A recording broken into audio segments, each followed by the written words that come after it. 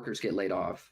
Let's talk about what does it look like when the average person now is a shareholder within their local industry. Again, that's powered by AI.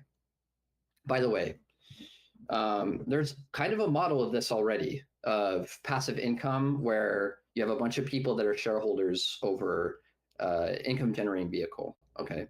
And as I was doing my research into this model, one of the things I looked a lot into was actually Native American casinos. So I don't know. Have you ever? I'm not sure if you've ever been to the U.S. Native American casino.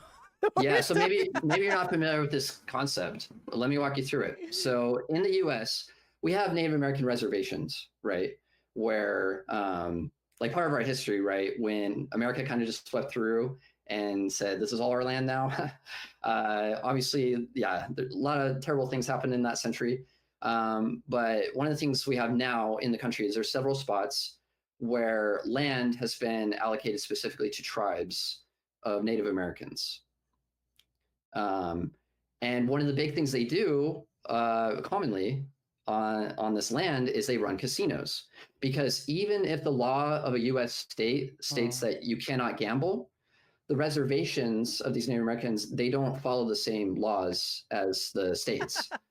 So they could run these casinos, and it's completely legal. Like there's no issue here. Doesn't sound like it. I know.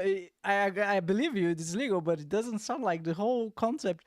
Native American casinos just sounds fun to me. I imagine you're gonna get into a casino, you're gonna see a bunch of Native American in there. But that's not the case, though. Yeah, I mean, and it generates quite a bit of money for them. It's a great source of income. And what's interesting here, though, not every tribe's. Oh, go ahead. One second. I just was gonna read through the audience. So we are on Wikipedia here right now. And so Native American gaming comprises of casinos, bingo halls, slots halls, and other gambling operations on Indian reservations or other tribal lands in the United States. Because these areas have tribal sovereignty, states have limited ability to forbid gambling there, as codified by the Indian Gaming Regulatory Act of '88. As of 2011, there were 460 gambling operations run by 240 tribes with a total annual revenue of 27 billion. Whoa! Yeah, it's huge. Oh my god, I had no idea. Yeah. And what's fascinating about this, okay, this is where this all ties together. Now, every tribe is different in what they choose to do with those profits that are generated by these casinos.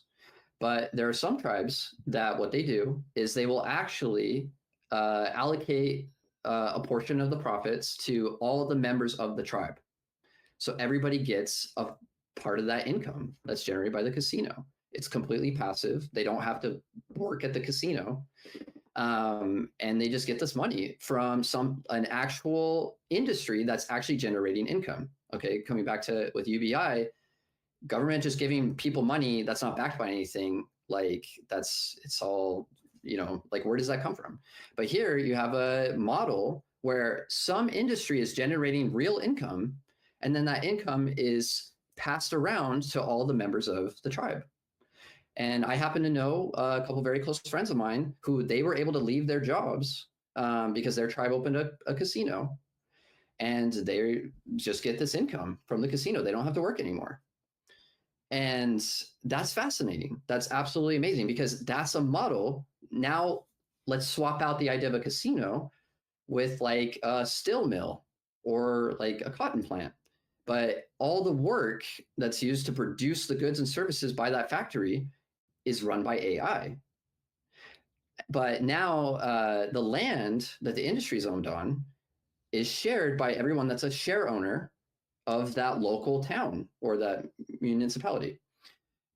Now we can imagine a situation where people aren't working. AI has replaced us, but I can still make a living. I'm not destitute now. I wasn't displaced by the AI. It's now enhanced my ability, because now I don't have to work a grueling 9-to-5 job that I absolutely hate just to survive and pay rent.